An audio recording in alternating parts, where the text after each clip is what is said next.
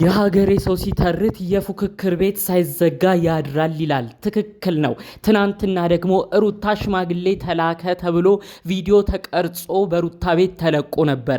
ይኸውም የሆነው በህማማት ጾም ውስጥ ነው። በዛ በኩል አብርሽ እንደተለመደው በህማማት ጾም ውስጥ ከሄርሜላ ጋር የተለያዩ ጊዜያቶችን እያሳለፍን ነው፣ የወደፊት ህይወታችንን ያስተካከልበት ሳምንት ሲል ተደምጧል። በዚህ በኩል ሩታም ሽማግሌ እንደተላከላት ቪዲዮ እያየን እንገኛለን። የሩታን ሽማግሌ መላክ አስመልክቶ በውስጥ የደረሰኝ ሁለት ከባድ ነጥብ አለ። እባካችሁ ኦዲየንስንም አንዳንዴ እያሰባችሁ ሽማግሌ ሲላክ ዝም ብሎ በሰፈር ልጆች እንዲሁም ትልልቅ ሽማግሌዎች በሌሉበት ያም ሰው በማያውቅበት ሁኔታ ነው እንዲህ ሽማግሌ የሚላከው። እጅግ ይህ ተግባራችሁ በጣም ያናድዳል። ደስታ ሽማግሌ ላኩ ብሎ በሰራው ቪዲዮ በሩታ ቤት በተለቀቀው ቪዲዮ የደረሰኝ ሁለት መረጃ፣ በተለይ ደግሞ እናትየውን የሩታን እናት በተመለከተ የሰማሁት ደስታንና ሩታን አስመልክቶ የተሰማው መረጃ ደግሞ እጅግ የተለየ ሆኗል። እባካችሁ 2 ደቂቃ ብቻ ሰጥታችሁ ሰምታችሁ እንድትፈርዱ በአክብሮት ልጠይቃችሁ። ሰላም ጤና ይስጥልን ውድ የሀገሬ ልጆች፣ በተለያዩ ዓለም ሀገራት የምትገኙ በያላችሁበት ሀገር ሰላማችሁ ይብዛልኝ። ፈጣሪ አምላክ ጤናችሁን ይስጥልኝ። ጥሩ ምርቃትና ምኞቴ ሁልጊዜ የሚመቸው እንደተለመደው አሁኑኑ ቪዲዮ ላይክ በማድረግ ይጀምር። ለቤቴ አዲስ የሆናችሁ ሰዎች ደግሞ እባካችሁ ሰብስክራይብ በማድረግ የኔን ቤተሰብ እንድትሆኑኝ በአክብሮት በፍቅር ልጠይቃችሁ። ቀጥታም ይዤ ወደ መጣሁት ዝርዝር መረጃዎቼ አመራለሁ። እንግዲህ ሩታ ቤት የተለቀቀው እጅግ የሚያስደነግጥ ቪዲዮ ነው። ልክ የቪዲዮ መግቢያ ላይ እንደተመለከታችሁት በሰርግ ዘፈን አላት ምናምን የሚል የሰርግ ዘፈንን ተጠቅመው አብርሽ ቤት እንደተጠቀሙት አይነት ዘፈን ሩታን ቤት እንደዛው ተጠቅመው የደስታ ሽማግሌዎች ነን ያሉ 3 ሰዎች ውስኪ ይዘው ወደ ሩታ ቤት አቅንተዋል። ሩታንም ሲጠይቁ ተመልክተናል። እስቲ ደስታ አንድ ነገር ልጠይቅ። ሽማግሌ የሚላከው አንተ የእውነት ያቺ ግለሰብ ትውደድህ አትውደድህ፣ ታግባ አታግባ ሳታረጋግጥ ነው እንዴ ሽማግሌ ይዘህ የምትሄደው? ሁለተኛ ሽማግሌ የሚላከው ለሩታ ነው ወይስ ለቤተሰቦቿ? ይህን ነገር እንዴት ነው ያያችሁት? ኦዲየንስን እንዴት ነው የተረዳችሁት? አንተ ሽማግሌ አሁን ይዘህ የመጣኸውስ ደግሞ እኩዮችህን ነው ወይስ ትላልቅ ሰዎች ነው መሆን ያለበት? በስተመጨረሻ እሺ ብትባሉ እንኳን ቁጭ ተብላችሁ የምትስተናገዱበት ሀገራችን ባህል ወጉን የጠበቀው ፕሮግራምስ በሩታ በኩል መዘጋጀት አልነበረበትም? ምን አይነት ቪዲዮ ነው ትናንት እየለቀቃችሁት? አጠቃላይ ይህን ጉዳይ በተመለከተ የቡታጅራ የተሰማ ከሩታ እናት ጋር የሚያያዝ አንድ ጉዳይ አለ። የሩታ እናት አስቀድመው የተናገሩት ነገር አለ። ልጄ ከእንግዲህ በችኮላ የምትገባበት ህይወት እንዲኖራት አልፈልግም ብለው ተናግረዋል። ከዚህ በፊት የደረሱትን የተለያዩ ነገሮች በማስመልከት ልጄ በችኮላ ሌላ ህይወት እንድትጀምር አልፈልግም ያሉት ትክክለኛ መልስ የሚሆን ይመስለኛል። ከደስታ ጋር የሚሆነውን ነገር እስቲ ተመልካቾች ልብ ብላችሁ ተመልከቱ። ሁሉ ነገር ችኮላ፣ ሁሉ ነገር ጥድፊያ፣ ሁሉ ነገር ከደስታ ጋር ባንዴ ተጋብታ ወደ ውጪ እንድትወጣ የደስታ ምኞቱ ነው። ይህ ነገር እንደማያስኬድ ደግሞ ትክክልም እንዳልሆነ ብዙዎቻችን እናውቀዋለን።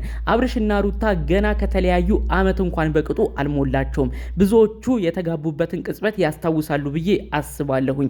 የዛሬ አመት ህማማት ውስጥ ነበር። ታዲያ ህማማት ላይ ተጋብተው ዱባይ ጊዜያቸውንም አሳልፈው ልክ አዲስ አበባ እንደመጡ ነበር ጭቅጭቁ የተጀመረው። ልጅም ተወልዶ በብዙ ጭቅጭቅ በብዙ ንትርክ እስካሁን አሉ። ታዲያ እነዚህ ሰዎች ገና ከተጋቡና ከተለያዩ 1 አመት ሳይሞላ በዛ በኩል አብርሽም የራሴን ህይወት ጀመርኩ ይላል። በዚህ በኩል ደግሞ ሩታ ጭራሽ በአጭር ጊዜያት በአጭር ወራት የመጣው ደስታ ላግባሽ እያለ ይናገራታል። እባክሽ ሩታ፣ ሁሉም ሰው ኦዲየንሶችም ኮሜንት ያደርጉልሽ አንድ ነገር አለ። ሩታ አንቺም ህይወትሽን ኑሪ ችግር የለውም ብለዋል። አንዳንድ በሳል ሰዎች ደግሞ እንዲህ ተናግረዋል። ሩትዬ ለትንሽ ጊዜም ቢሆን ልጅሽን አሳድጊ፣ የሰውን ጸባይ እወቂ፣ አሁንም ቢሆን ሰውን በደንብ ሳትረጂ እሺ ብለሽ ፍቅርን ተቀብለሽ ባንዴ ሌላ ህይወት ከጀመርሽ ተመልሰሽ እንዳትጎጂ በማለት በሳል የሆነ ኮመንት አስቀምጠዋል። ይህንንም በማስመልከት ይመስላል የሩታ እናት ያሉት አንድ ወሳኝ ነገር አለ። ልጄ የተቻኮለበት ህይወት ውስጥ እንድትገባ አልፈልግም ብለው ደጋግመው ተናግረዋል። ደስታ በቅጡ እንደማይታወቅ፣ ደስታ በቤተሰብ በኩልም ያን ያህል እንደማያውቁት ጭምር ትልቅ ስጋት እንዳለባቸው መረጃው ተሰምቷል። ትክክልም ነው። እስቲ ይህንን የምታዳምጡ ይህን ነገር በደንብ እናንተም እስቲ ተረርታችሁ ለማመዛዘን ሞክሩ። ከአብርሽ ጋር ቢጣሉ፣ አብርሽና ሩታ ጭቅጭቅ ውስጥ ቢገቡ፣ አብርሽና ሩታ ዘመዶቻቸው፣ የቅርብ ቤተሰቦቻቸው፣ አባታቸው ለእናት፣ እናት ለወንድም፣ እህት ለወንድም፣ ሁሉም እዛው የሚገናኙ ቡታጅራ አንድ አካባቢ ያሉ ናቸው። ለመወቃቀስም ይመቻል። አብርሽ ብዙ ነገር ቢበድል የሩታ እናት ጋሽዬን በደንብ ስለሚያውቁ የሩታ እናት ቀጥታ ጋሽዬ ጋር ሄደው ለመክሰስ እባኮት ልጆትን አሳርፉ ብሎ እያንዳንዱን ለመናገር በደንብ ይመቻል። ቤተሰብ ለቤተሰብ ይተዋወቃሉ። እስቲ በዚህ በኩል ደግሞ ኑልኝ። ደስታ ማን ያመጣው? ደስታን ያመጣው የሩታ ታናሽ ወንድም የሆነው ኖቬል የተባለ ግለሰብ ነው። ኖቬል በጣም እልህኛ፣ በጣም የሚናደድ እህቴን አላስጠቃም ብሎ የሚሄድበት መልኩ ደግሞ ጭራሽ እህቱን ገደል የሚከት ልጅ እንደሆነ እናውቃለን። ታዲያ በኖቬል የመጣ በደንብ በቅጡ እንኳን እማናቀው ደስታ ነው ሩታን ላግባ እያለ ያለው። ይሄንን ጉዳይ ደግሞ የሩታ እናትም አልፈቀዱም። በቅጡ አናቀውም፣ ማን ይሁን ምን አይታወቅም። በአጭር ጊዜ ውስጥ ልጄ አዲስ ህይወት የማታቀው ነገር ውስጥ እንድትገባብኝ አልፈልግም። እልኋን የተወጣች መስሏት ይህን ነገር ብትቀበል እኔንም ታስከፋኛለች።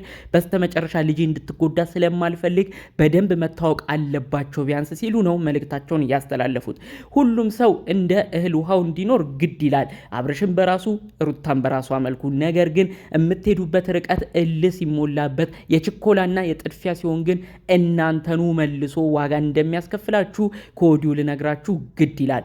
ሩታ ይህን ነገር እባክሽ እንዳትቀበይ። አብርሽና ሄርሜላ አንድ ሆኑ ብለሽ ተናደሽ አብርሽና ሄርሜላ በአንድ ጣራ ስር ማደር ጀምረዋል ብለሽ አብርሽን አናድዳለሁ ብለሽ በዚህ በኩል ደስታ ያቀረበልሽን የተለያዩ ነገሮች ተጠቅመሽ በአንድ ሽካልሽ አንቺም ሌላ የማታውቂው ነገር ውስጥ እንዳትገቢ፣ ሌላ ችግር እንዳይፈጠርብሽ ከወዲሁ መልእክቴን አስተላልፍልሻለሁ። ሁሉም ሰው ግድ ባንድ ይኑር አይደለም። ነገር ግን የምትጀምሩት ህይወት የተረጋጋ ቢሆን ለእናንተው መልካም ነው። ግድ ከአብርሽ ጋር ኑር የሚልሽ የለም። አብርሽም ግድ ከሷ ጋር ኑር የሚል ማንም ሰው የለም። ነገር ግን የምትጀምሩትን ነገር ተጠንቅቃችሁ እንድትጀምሩ ነው ኮመንትም ላይ ብዙዎች መልእክት ያስተላለፉት። በዛ ላይ ሽምግልና የሚላክበት ሂደት ምን አይነት ነው? መጀመሪያ ደስታ አንቺን አግኝቶ ለፍቅር እንደሚፈልግሽ አሳምኖ አንቺም የምታሳዩን ጥሩ ነገር ሲመለከት ነው ፍቅር ሊጀመር የሚችለው። እንዴት ነው አንቺ ያልፈቀርሽለትን ነገር ሽማግሌ መጥቶ ጭራሽ እስከ ማግባት ደረጃ የሚጠይቁሽ? ይህ ነገር በደስታ የታሰበው ለምንድን ነው? ኦዲየንስስ በዚህ ነገር ለምን ታወዛግባላችሁ?